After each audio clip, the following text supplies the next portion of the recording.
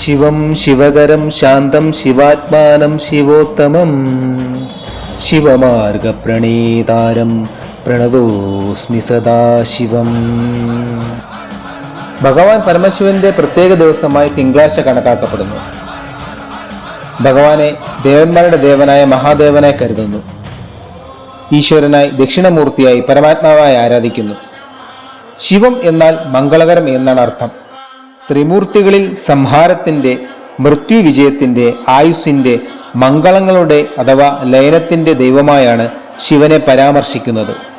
വിശ്വാസപ്രകാരം പ്രപഞ്ചം നിർമ്മിക്കുന്നതും പരിപാലിക്കുന്നതും പരിവർത്തനം ചെയ്യുന്നതും സംഹരിക്കുന്നതും എല്ലാം ശിവനും ശക്തിയും ചേർന്നാണ്.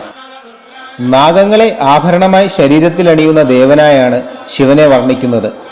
വാസുകി എന്ന നാഗരാജാവിനെ ശിവൻ എപ്പോഴും കഴുത്തിൽ അണിയുന്നു. അഷ്ടനാഗങ്ങളും ശിവനെ സേവിക്കുന്നു. കയ്യിൽ മാനിനെ വഹിക്കുന്ന രൂപത്തിലും ശിവനെ വർണ്ണിക്കാറുണ്ട്.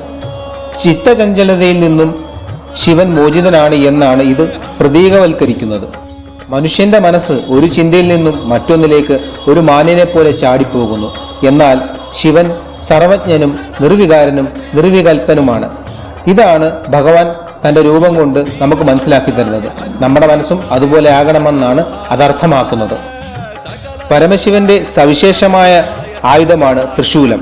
ശിവന്റെ വലതുകൈയിലേന്തിയ സത്വഗുണം, തമോ ഗുണം, രജോ ഗുണം എന്നീ ത്രിഗുണങ്ങളെയാണ് തൃശൂലം പ്രതീകവൽക്കരിക്കുന്നത്. ശിവന്റെ ഇടതുകൈയിലെ ഡമരു ശബ്ദബ്രഹ്മത്തെ സൂചിപ്പിക്കുന്നു. ഡമരു നാദത്തിൽ നിന്നാണ് സംസ്കൃത ഭാഷ ഉത്ഭവിച്ചത് എന്നൊരു വിശ്വാസവും നിലനിൽക്കുന്നു. പരമേശ്വരനായ ശിവനെ പ്രതിനിധീകരിക്കുന്ന ഒരു പ്രതീകമായാണ് ശിവലിംഗം കണക്കാക്കപ്പെടുന്നത്. ശിവലിംഗം എന്നാൽ അടയാളം, ഒരു ചിഹ്നം എന്നാണ് അർത്ഥമാക്കുന്നത്. പുരാതന പിതൃദൈവത്തിന്റെ ചിഹ്നമായി ഇതിനെ കണക്കാക്കപ്പെടുന്നു. ഈശ്വരന്റെ ഊർജത്തിന്റെയും കഴിവിന്റെയും പ്രതീകമായാണ് ശിവലിംഗത്തെ ആരാധിക്കുന്നത്. ശിവക്ഷേത്രങ്ങളിൽ ശിവലിംഗം പലപ്പോഴും മധ്യഭാഗത്താണ്. ചുറ്റും മൂർത്തികളാൽ ചുറ്റപ്പെട്ടിരിക്കുന്നു. ഹൈന്ദവ ഗ്രന്ഥങ്ങൾ ശിവലിംഗങ്ങളുടെ 5 രൂപങ്ങളെക്കുറിച്ച് പറയുന്നുണ്ട്. ഈ ശിവലിംഗ രൂപങ്ങൾ പഞ്ചഭൂതങ്ങളായ ഭൂമി, ജലം, അഗ്നി, വായു, ആകാശം എന്നിവയെ പ്രതിനിധീകരിക്കുന്നു.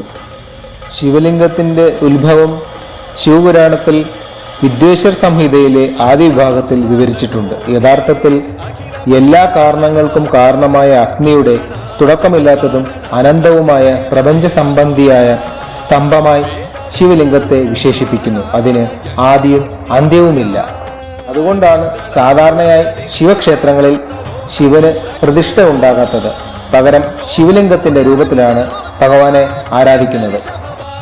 ഭൂമിയുടെ കേന്ദ്രബിന്ദുവായ, ഭൂമിയിലെ എല്ലാ ഊർജ സ്രോതസ്സുകളുടെയും ഉത്ഭവ കേന്ദ്രമായ കൈലാസത്തിലാണ് ഭഗവാൻ പരമശിവൻ വസിക്കുന്നതെന്നാണ് വിശ്വാസം. കൈലാസം എന്ന പദം സംസ്കൃതത്തിൽ നിന്നും ആവിർഭവിച്ചതാണ്. സ്ഫടികം എന്നർത്ഥം വരുന്ന കൈലാസ് എന്ന പദത്തിൽ നിന്നാണ് കൈലാസം എന്ന വാക്കുണ്ടായതെന്ന് കരുതുന്നു. വിഷ്ണു പുരാണത്തിൽ കൈലാസ പർവ്വതത്തെക്കുറിച്ച് പരാമർശമുണ്ട്. പർവ്വതത്തിന്റെ 4 മുഖങ്ങളിൽ ഓരോന്നും സ്ഫടികം, രത്നം, സ്വർണം, വൈഡൂര്യം എന്നിവ കൊണ്ട് നിർമ്മിച്ചതാണെന്ന് പറയപ്പെടുന്നു. ഒരു മഹാ അത്ഭുതമായ കൈലാസ പർവ്വതത്തെ വിശ്വാസത്തിന്റെ തൂണായും പുകഴ്ത്തപ്പെടുന്നു.